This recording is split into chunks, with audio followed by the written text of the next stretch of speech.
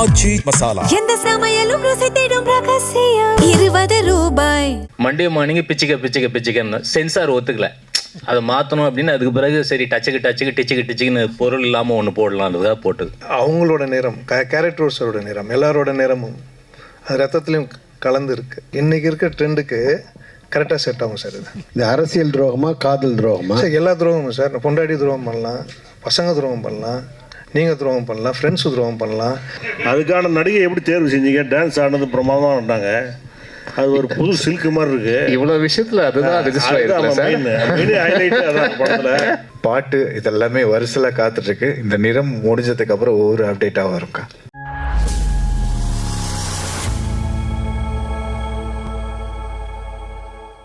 மாமா வரியா மச்சான் வரியாங்கிறப்போ மச்சி வரியாங்கிறப்போ இந்த வாரம் அப்படின்னு நினச்சி வர்ற அளவுக்கு பாட்டு இந்துவாக இருக்குது. பிரமாதம். ரொம்ப நாளைக்கு அப்புறம் நம்ம இது உங்களை வந்து திருப்பி இன்னொரு பெரிய ரவுண்டு கொண்டு வரும்னு நினைக்கிறேன் அந்த பாட்டு. வாழ்த்துக்கள். அதில் என்ன சார், சண்டே மண்டே பச்சைக்கு சண்டே சாட்டர்டே சண்டே பச்சைக்கு ஓகே, மண்டேவும் பச்சைக்குங்கிறீங்களா? அப்புறம் வேலைக்கெல்லாம் போக வேண்டாமா? சாட்டர்டே சண்டே டச்சக்கு சண்டே சாட்டர்டே சண்டே பச்சைக்கு மண்டே மார்னிங் டச்சக்கு. ஆமாம். ஓ, அது லிட்டில் டச். அது ஆமாம். அது என்னன்னு அது இன்னும் தெளிவாக விவேகாவே சொல்லுங்க. அது ஆக்சுவலி ஃபர்ஸ்ட்ல எழுதுனது வந்து சாட்டர்டே சண்டே வச்சுக்க மண்டே மார்னிங் பிச்சுக்கன்னு சென்சார் ஒத்துக்கல. அதை மாற்றணும் அப்படின்னு அதுக்கு பிறகு சரி டிச்சுக்குன்னு பொருள் இல்லாமல் ஒன்று போடலான்றதுக்காக போட்டது. இல்லை, அதுக்கு எனக்கே பொருள் புரியுதா? ஓகே, எல்லாருக்கும் புரியும். அதாவது முதல்ல போட்டதாவது கொஞ்சம் இலைமறைக்காயா இருந்தது, இது இன்னும் ஓப்பனாக இருக்கு சார். அது மாதிரி நிறம்னு பேர் வச்சுட்டு ஒரே ரத்தமாக அப்படியே உங்கள் பேரில் எல்லாமே ரத்தம் சொட்டுது. ரத்தம் தான் நிறமா இந்த படத்தை பொறுத்த வரைக்கும்? Correct sir. அவங்களோட நிறம் கேரக்டர்ஸோட நிறம் எல்லாரோட நிறமும் அது ரத்தத்துலேயும் கலந்து இருக்கு. அந்த மாதிரி தான் இருக்கும். அதே மாதிரி பச்சோந்தி மனிதர்கள் அந்த கான்செப்ட் ரொம்ப பிரமாதமாக இருக்குது. எல்லா மனுஷங்களாரையும் ஒரு பச்சோந்தி இருக்குது. அது இன்னைக்கு இருக்கிற அரசியலுக்கு ரொம்ப பொருத்தமாக இருக்குது. அதை கரெக்டாக ஃபீல் பண்ணியிருக்கீங்க. வெறும் கிளாமர் வெறும் இது மட்டும் இல்லாமல் அரசியலையும் உள்ளே கொண்டு வந்திருக்கீங்க. அது இந்த டயலாக்லேயும் வருது, பார்த்தேன். வாழ்த்துக்கள் சார். இன்னைக்கு இருக்க ட்ரெண்டுக்கு கரெக்டாக செட் ஆகும் சார். இது சார், இந்த நிறம்னு சொன்னீங்க, துரோகத்தின் இதில் தான் நிறம்னீங்க. இந்த அரசியல் துரோகமா காதல் துரோகமா? சார் எல்லா துரோகமும் சார். பொண்டாடி துரோகம் பண்ணலாம், பசங்க துரோகம் பண்ணலாம், நீங்கள் துரோகம் பண்ணலாம், ஃப்ரெண்ட்ஸு துரோகம் பண்ணலாம், எல்லா துரோகம் பார்க்கணும் சார். அதில் உங்களுக்கு நடந்த உண்மை கதைன்னு சொல்கிறது எனக்கு நடந்ததில்ல சார். நம்ம இந்தியாவில் நடக்கிற எல்லா நடந்தையும் எடுத்து பார்த்ததில் அதில் வந்தது இது. Okay sir. விவேகா சார், உங்கள் பாட்டில் ஒரு பாட்டில் வந்து லைட் ஆஃப்னா எல்லா விளக்கமாறும் ஒன்று தான். நீங்கள் இதில் பச்சை இது பர்பஸாக வச்சதா அல்லது உண்மையாக சொல்லுங்கள்.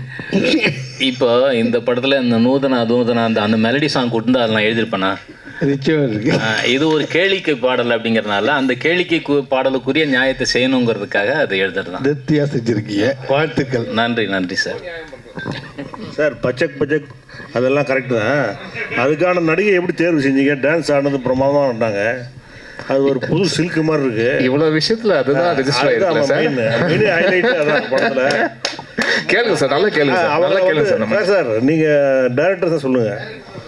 ஏன்னா அந்த படத்து அந்த பாத்திரத்துக்கு அந்த பாட்டுக்கு செலக்ட் பண்ண ஆர்டிஸ்ட்டு இல்லை நிறைய பேர் அவங்கள எங்கேருந்து பிடிச்சிங்க? அவங்க பேர் ஸ்னேகதானா இல்லை புது சில்க் மாதிரி அறிமுகப்படுத்துறீங்களா? இல்லை இதில் ஆக்சுவலாக நிறைய பேர் எனக்கு மாஸ்டர் நான் எல்லோரும் உட்காந்து டீமில் இருக்கும்போது நிறைய பேர் வந்துச்சு. நான் இவங்க தான் வேணும்னு சொன்னேன். மாஸ்டர்கிட்ட கேளுங்க. ஏன்னா டான்ஸ் பார்த்தேன் இன்ஸ்டாவில், தமிழில் இது வரைக்கும் வரல, தெலுங்கு அண்ட் ஹிந்தி ஃபேமஸ்ஸு. எனக்கு இவங்க இந்த கரெக்டாக இருப்பாங்க இந்த மாஸ் சாங்குன்னு. அவங்க எவ்வளவோ கொடுத்தாரு எனக்கு, மாஸ்டரும் சரி எல்லோரும். நான் இவங்க தான் வேணும்னு சொல்லிட்டேன். எவ்வளோ பேர் வந்து ஆஃபீஸ் வந்தாங்க. நான் ஒன்று அப்படி வந்தது தான் அது இல்லையா மாஸ்டர்? நீங்கள் தான் சொல்லணும்.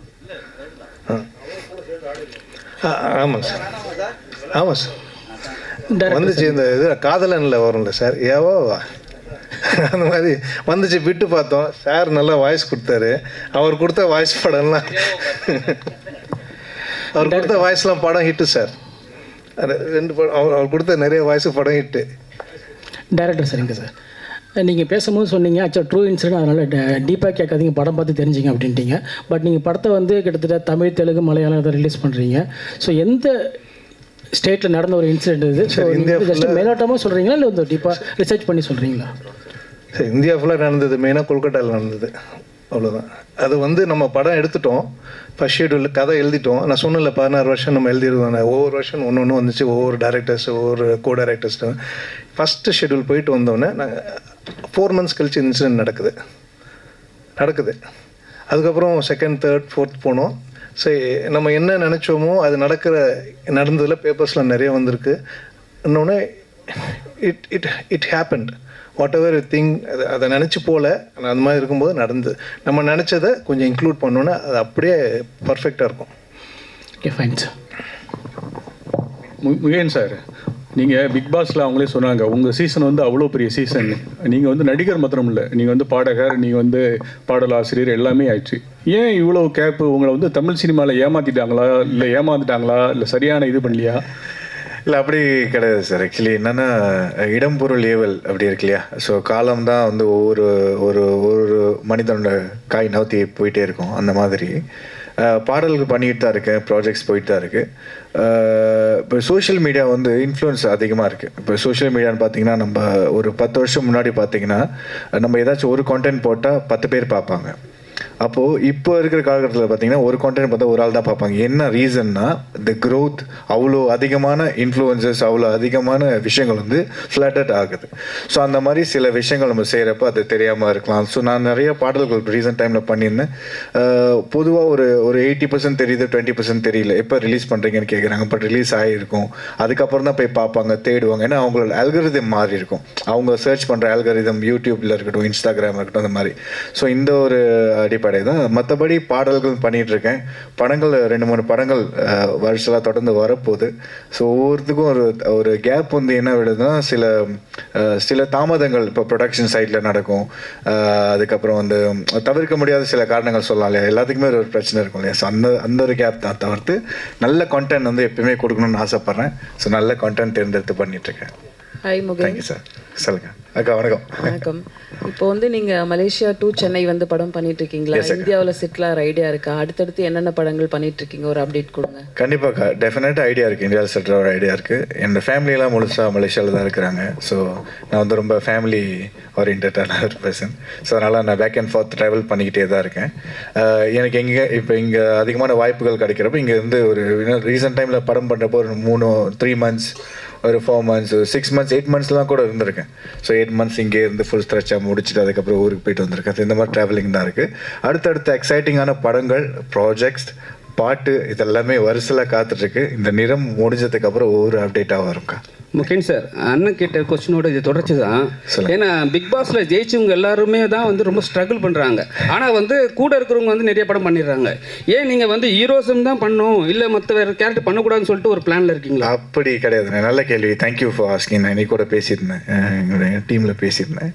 ஆக்சுவலி ஹீரோ மட்டும் பண்ணோன்னு கிடையாது, எல்லா கதாபாத்திரமும். இப்போ இருக்கிறது வந்து பார்த்திங்கன்னா ஹீரோ வச்சு ஸ்டோரி பண்ணுறதோட ஸ்டோரி தான் ஹீரோவாக இருக்குது நிறைய இடங்கள்.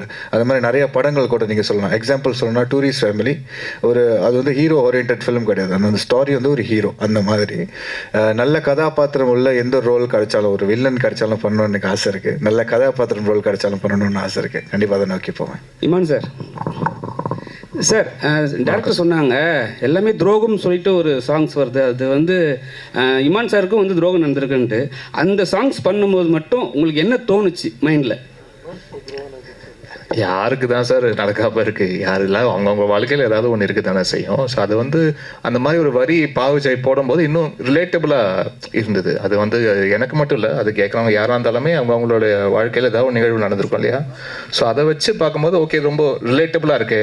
ஒன்றும் இல்லை, இப்போ அந்த வரியை பற்றி யாரும் ஒன்றும் நாங்கள் பேசிக்கவும் இல்லை, ஒன்றும் இல்லை. பட் அதே விஷயம் வந்து இயக்குனருக்கு, அவருக்கும் அது ரிலேட் ஆயிருக்கு, ப்ரொடியூசருக்கும் அது ரிலேட் ஆயிருக்குன்னும் போது அது ரொம்ப ஒரு காமன் ஃபேக்டராக இருக்குன்னு பார்க்கும்போது ஓகே. அப்போது ஏன்னா ஒரு கலை, அந்த படைப்பே சார் அது எத்தனை பேருக்கு அது ரிலேட் பண்ணுதுன்றது தானே விஷயம். அது ஒரு வரி, ஒரு பாடலுடைய வரி அது ரிலேட் பண்ணுதுன்னா சந்தோஷம் தானே. பாவிஜய் சார், உங்களுக்கு ஒரே क्वेश्चन. பாவிஜய் சார் ஒரு நிமிஷம். விவேகா சார், கேளுங்க சார், நல்லா கேளுங்க சார். சரிங்க சார். சார் இப்போ இந்த ஸ்டேஜில் எல்லாருமே இன்ஃப்ளூயன்சர் சொல்லியிருந்தாங்க. ஆனால் நீங்கள் வந்து 2 வருஷத்துக்கு முன்னாடி ஒரு இன்ஃப்ளூயன்சர் மீட் வச்சு ஒரு சங்கம் ஒன்று ஆரம்பிச்சிங்க. அது எந்த லெவலில் இருக்குது? இப்போ இன்ஃப்ளூயன்சர் தான் வந்து சினிமாவை ஆட்டி படைக்கிறாங்களா? ஆனால் வந்து நீங்கள் சொல்லும் போது என்ன சொன்னீங்க, நாங்கள் ஒரு குரூப்பாக ஃபார்ம் பண்ணி அவங்கள நீட்டாக பண்ணுவோம் நீங்கள். ஆனால் இப்போ இன்ஃப்ளூயன்ஸ் கிட்ட போகும்போது எல்லாமே பணம் கேட்குறாங்க, அதிக லெவலில் காசு கேட்குறாங்க, ஒரு சின்ன ரிவ்யூ கூட. அது நீங்கள் எப்படி பார்க்குறீங்க? இல்லை, இன்ஃப்ளூயன்சர்ஸ் அசோசியேஷன் வந்து south Indian social media influencers association அதனுடைய பிரசிடெண்ட்டாக இருந்து நான் ஆரம்பித்து ஏறக்குறைய 5 நிகழ்வுகள் நடத்திட்டோம். நேற்று முன்தினம் கூட தருமபுரியில் மிகப்பெரிய 2ஆம் ஆண்டு தொடக்க விழா நிகழ்வு, விருது வழங்கும் நிகழ்வு நடந்தது. அது ரொம்ப நல்லா போயிட்டுருக்கு. தனிப்பட்ட இன்ஃப்ளூயன்சர்ஸ் என்ன பண்ணுறாங்கிறதுக்கு வந்து இன்ஃப்ளூயன்சர் சங்கம் வந்து பொறுப்பேற்காது. ஒட்டுமொத்தமாக எங்கள் சங்கத்தில் வந்து அது மிகச்சிறப்பாக நடந்துக்கிட்டு இருக்கு.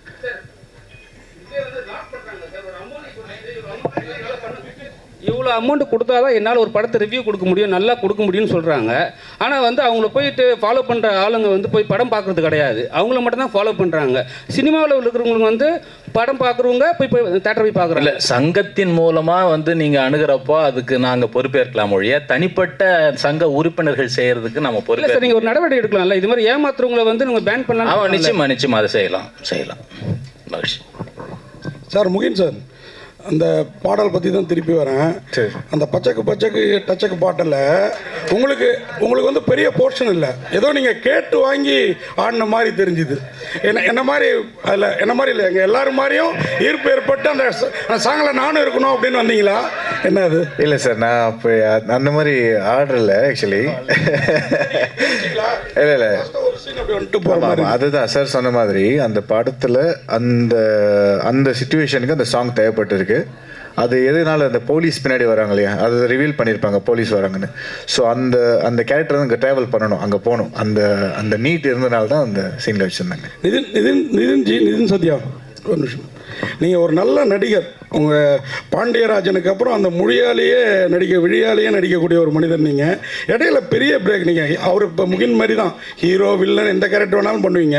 ரொம்ப நாளாக கேப் விட்டீங்களே, பர்சனலாக அம்மா அந்த மாதிரி சோகம் அந்த மாதிரி விஷயங்களா? இல்லை அப்படிலாம் இல்லை. ப்ரொடியூசர் வேறு இடையில ஆனீங்கல்ல, எல்லாமே என்னாச்சு? நான் ஒரு 4 படம் ப்ரொடியூஸ் பண்ணேன்.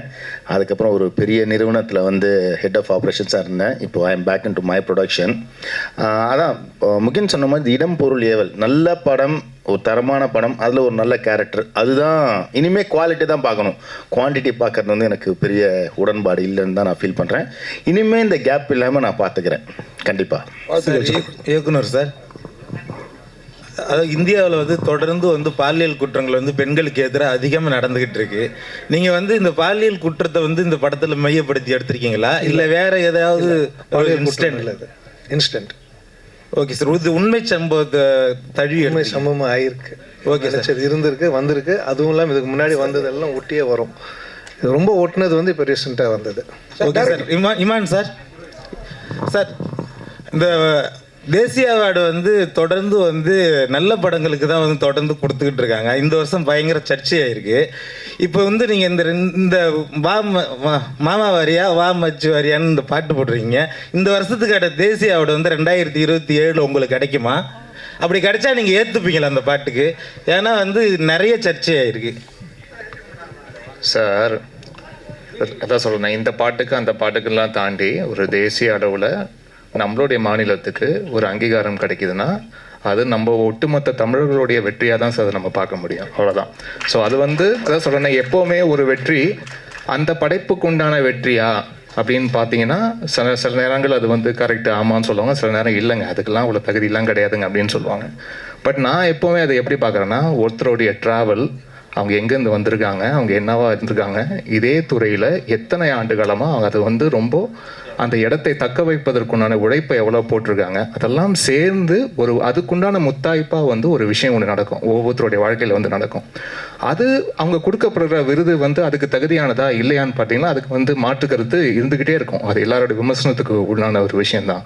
அப்புறம் அதை தாண்டி ஒரு நபருக்கு, அதுவும் நம்மளுடைய தமிழ்நாட்டில் சேர்ந்த ஒருத்தருக்கு அது கிடைக்கிது அப்படின்னு நினச்சி பார்க்கும்போது அப்படி தான் நம்ம சந்தோஷப்பட்டுக்கணுமே ஒழிய, ஓகே நம்ம தேசிய விருது அளவுக்கு நம்மளுடைய தமிழருக்கோ இல்லாட்டி இங்கிருந்து நம்ம திரைத்துறையில் தமிழராக இருக்கிறாங்களோ இல்லையோ, பட் இந்த திரைத்துறையில் நம்ம தமிழ் திரைத்துறையில் இருந்து ஒரு சாதனை பண்ணுறாங்க, அந்த சாதனையாளருக்கு ஒரு விருது வழங்கப்படுதுன்னா அது நம்ம மாநிலத்தோடைய ஒரு ப்ரைடாக பார்த்துட்டு போகணும்னு தான் நினைக்கிறேன், அவ்வளோதான். அதை தாண்டி இது தகுதியானதா இல்லையா அப்படின்ற அந்த ஆய்வுக்குள்ளே போவானான்னு நினைக்கிறேன் நான். நிதின் சார், நிதின் சார், உங்கள் காஸ்டியூம் பார்த்தீங்கன்னா வேறு மாதிரி இருக்குது. சரி, அது ஏதோ ஒரு கோட் சொல்கிற மாதிரி இருக்குது. இப்போ வந்து ஒரு பெரிய நிறுவனத்துலேருந்து வெளியே வந்து தனியாக படம் பண்ணுறீங்க. அப்புறம் வந்து அந்த கட்சியில் எதாவது போகிற பிளான் எதாவது இருக்கா? இப்போதைக்கு அரசியல் பிளான்லாம் எதுவுமே இல்லை. இந்த back into acting, back into production, அதுதான் இப்போதைக்கு பிளான். இமான் சார், நீங்கள் நேஷ்னல் அவார்டு பேசினால கேட்குறோம். நேஷ்னல் அவார்டு ஜூரி மேலேயே நிறைய குற்றச்சாட்டு வருது. அவங்க வந்து நம்மளுக்காக உரிமையாக போராடி வாங்கியிருக்கணும், மலையாளத்துலேயோ பெங்காலியோ பேசி வாங்குறாங்க, நம்மளுக்கு வாங்கலை. தகுதியான படம், நிறைய படம் இந்த வருஷமே வந்து அவ்வளோ உள்ள படங்களுக்கு வந்து கிடைக்கல. தகுதி இருக்கோ இல்லையோ சில சிபாரிசில் வாங்குறாங்க அப்படிங்காங்க. நீங்கள் நேஷ்னல் அவார்டுங்கனால உங்கள் அதை கருத்தை பற்றி? அதான் அது வந்து ஆக்சுவலாக ஒருத்தர் எடுக்கிற முடிவு கிடையாது சார். நம்ம இங்கிருந்து பார்க்கும்போது நம்ம மாநிலத்துக்கு இதை கிடச்சிருக்கலாமே, இதை பண்ணியிருக்கலாமே, இங்கே இருக்கிறவர்கள் இதை சொல்லியிருக்கலாமே, இதுக்காக வந்து போராடி வாங்கியிருக்கலாமே, அதெல்லாம் நம்மளுடைய கேள்விகள் இருக்கும். பட் அந்த ஜூரியில் இருக்கும்போது வெறும் நம்ம அது வந்து தமிழுக்கு உண்டான குரலாக மட்டும் இருக்காது. அது ஒவ்வொரு மாநிலத்திலையும் அவங்களுடைய படங்களும் திரைப்படங்களும் ப்ளஸ் என்ன திரைப்படங்கள் இங்கே நம்ம அனுப்பப்படுது. இப்போது வந்து ஒவ்வொரு அவார்டு விஷயத்துக்கும் வந்து அந்த திரைப்படம் முதல்ல அதுக்காக முறைப்படி அனுப்பப்பட்டிருக்கா, அவங்க அதை பார்க்குறாங்களா, அவங்களுக்கு வந்து அது வந்து காட்சி அளிக்கப்பட்டிருக்கா, அவங்க முறைப்படி அதை வந்து ஃபார்வர்ட் பண்ணியிருக்காங்க. நிறைய படங்கள் தகுதியான படங்கள் இருக்கும், பட் அந்த கமிட்டிக்குள்ளேயே போயிருக்காது, அந்த கமிட்டிக்குள்ளே ஸ்க்ரீனிங்குள்ளேயே போயிருக்காது. அப்போ எப்படி வந்து அவார்டு நீங்கள் எதிர்பார்க்க முடியும்? இதெல்லாம் விஷயங்கள் இருக்குது. ஸோ ப்ளஸ் அங்கே ஸ்க்ரீன் பண்ண படங்கள் தாண்டி அங்கே ஒவ்வொரு மாநிலத்துக்கு உண்டான அந்த ஜூரி, அதை தாண்டி அந்த ஜூரிஸ் எல்லாருமே கலந்து பேசி ஒரு முடிவு எடுக்கிறதுன்னு இருக்கு இல்லையா? இதில் வந்து பல ஸ்டேஜஸ் இருக்குது. ஸோ அதனால் வெறும் நம்ம இங்கே தமிழை சார்ந்து இங்கே இருக்கிற ஜூரி மெம்பர்ஸை மட்டுமே ஏன்னு கேள்வி கேட்குறதோ குற்றம் சொல்கிறதோ அது வந்து சரியாக இருக்காதுன்னு என்னுடைய அபிப்பிராயம் சார். ஹீரோயின் மேடம், ஹீரோயின் இங்கே சினிமாவில் மொத்தமாக பார்த்தீங்கன்னா இந்தியா ஃபுல்லாகவே நிறம் அப்படின்றது ரொம்ப முக்கியமாக இருக்குது. அதில் பார்த்தீங்கன்னா ஒயிட்டை மட்டும்தான் நல்லா தேர்ந்தெடுப்பாங்க, பிரைட்டாக இருக்காங்களா, அழகாக இருக்காங்களான்னு. பிளாக் கொஞ்சம் இதுவாக இருந்தால் கூட அவங்க வந்து ரிஜெக்ட் பண்ணிவிடுவாங்க. ஸோ இதை எப்படி பார்க்குறீங்க? ஏன்னா சமீபத்தில் பிரியாமணி போயிட்டு பாலிவுட்டில் போய் அவங்களே சொல்லியிருக்காங்க, கருப்பாக இருக்கிறதுனால எங்களையே ஓரம் கட்டிட்டாங்க அப்படின்ற மாதிரி. ஸோ இதை எப்படி பார்க்குறீங்க? புரியலையே. அதாவது bright. The gap with that guy is saying in India mostly all the films they only ask you, they only putting white females, fair females.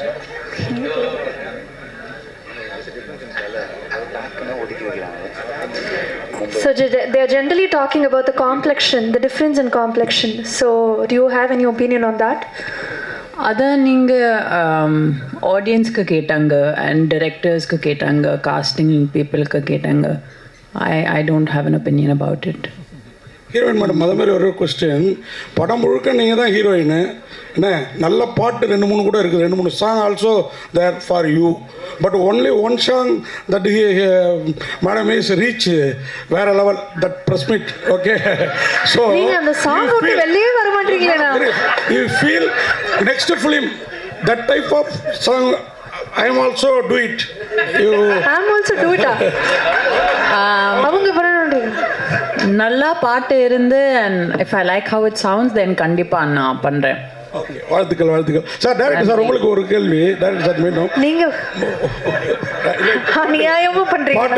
பாட்டு இல்லை அதுக்காக அம்மா வீட்டில் அப்பாவுக்கு 90 வயசு கீழே வந்து மண்டை உடஞ்சிடுச்சு. அவருக்கு போய் காஃபி வாங்கி கொடுத்துட்டு பாட்டெல்லாம் பார்த்துட்டு போய் திருப்பி கேள்வி கேட்க. அப்போ படம் பார்க்கறதுக்கு ஆர்வமா இல்லை, அந்த பாட்டு அந்த படம் அதுக்காக தான் கொஸ்டின் திரும்பி வந்து second trip. Sir director sir, அதாவது அண்ணன் தம்பி துரோகம், அரசியல்வாதி துரோகம், பொண்டாட்டி துரோகம்னு அப்படிலாம் இருக்கும், அதில் தான் ஒன்று அப்படின்னீங்க. பொண்டாட்டிகளுக்கு நாமெல்லாம் பண்ணுற துரோகம் இருக்குல்ல, அதுவும் இருக்கா? அது இதில் வரல சார், பொதுவாக சொன்னது சார். இது துரோகம்னா அந்த துரோகம் இல்லை சார். நம்ம அவங்களை கவனிக்காமல் இருக்கோம்ல, வீட்டு வேலை பண்ணிட்டு எந்த லேடிஸையும் மதிக்கிறது இல்லை, வீட்டு வேலை பண்ணிட்டு, அதுவே துரோகம் தானே சார். வெளியில் இருக்க உலகமே ஒன்றுன்னு பார்த்துட்டு வீட்டில் உழைக்கிறவங்க விட்டுட்றோம்ல, அந்த துரோகத்தை சொன்னேன், வேற எந்த துரோகம் இல்லை. நன்றி சார்.